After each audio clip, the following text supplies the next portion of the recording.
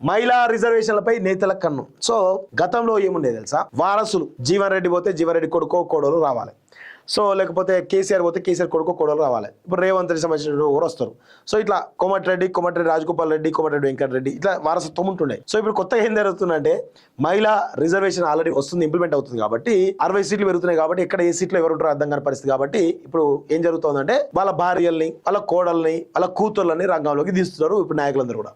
So అది జరుగుతూ ఉంది. సో మహిళా రిజర్వేషన్ పై నేతల కన్ను.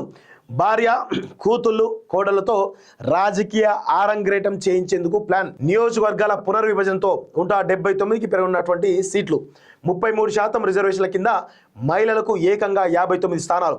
అసెంబ్లీ లాబీల్లో ఎమ్మెల్యేలు, ఎమ్మెల్సీలు, మంత్రుల మధ్య ఆసక్తికర చర్చ. శుభాకాంక్షల పేరుతో ఫ్లెక్సీలు, కటౌట్లు, హోర్డింగ్లు అంటూ చూస్తారు. సో ఈ యొక్క ఇప్పుడు బట్టి విక్రమార్క వైఫ్, మల్లారెడ్డి కోడలు, దత్తాత్రేయ కూతురు, కొండా సురేఖ కూతురు. సో వీళ్ళందరూ ఉన్నారు కదా. సో నేను ఇప్పుడు ఒక చిన్న విషయం చెప్పబోతున్నాను మిత్రులారా.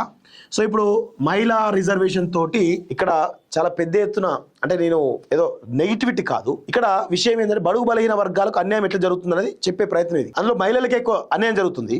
సో ఇక్కడ జనరల్ కోటా కింద, ఎస్సీ కోటా కింద, ఎస్టీ కోటా కింద రిజర్వేషన్స్ ఉంటాయి ఇవి ఈ యొక్క చట్టసభల్లో. సో ఇప్పుడు ఏం జరుగుతుందంటే 60%, దాదాపు 33% మహిళా కోటా కింద రావడం జరిగింది. ఏది మహిళా కోటా రిజర్వేషన్ వచ్చింది కదా. ఈ 33% కోటాలో ఎస్సీలకు, ఎస్టీలకు కూడా వస్తుంది కోటా, రాజ్యాంగపరమైనటువంటి కోటా వస్తుంది. సో మిగతా ఏదైతే రేషియో ఉందో అదంతా కూడా జనరల్ కోటా కింద ఇప్పుడు ఉన్నటువంటి వారసులందరూ ఎవరైతే భార్యలు వారసులందరూ అగ్రవర్ణాల వాళ్ళు ఉంటారు. ఒక్క బీసీ మహిళకు అవకాశం ఉండదు.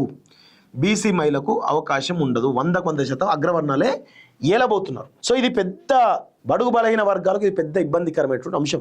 సో దీని మీద ఖచ్చితంగా చర్చ జరగాలి. బీసీ మహిళలకు కూడా కోటా రావాల్సిన అవసరం అయితే ఉంటుంది. ఎందుకంటే నార్మల్ రిజర్వేషన్లో మనకు ఇబ్బందికరమైనటువంటి పరిస్థితి కనబడుతుంది. ఇప్పుడు 33% మహిళ కోటా కింద కూడా బీసీ మహిళకు ఒక్క సీటు కూడా రాదు. ఎందుకంటే అంతా అగ్రవర్ణాలు కొట్టుకుపోతారు. అది అందరికీ తెలిసిన విషయమే. సో బీసీలకు ఎక్కడ అవకాశాలు రావు కాబట్టి ఇదంతా జరిగేటువంటి అవకాశం అయితే కనబడుతూ ఉంది. సో పరిస్థితి, సో దీనిలో చాలా పెద్ద కుట్ర దాగి ఉన్నది. సో మహిళా రిజర్వేషన్ వెనుక ముఖ్యంగా బీసీ మహిళలను కూడా అనగదొక్కే ప్రయత్నం చాలా బలంగా జరిగేటువంటి అవకాశాలు అయితే చాలా స్పష్టంగా కనబడుతూ ఉన్నాయి.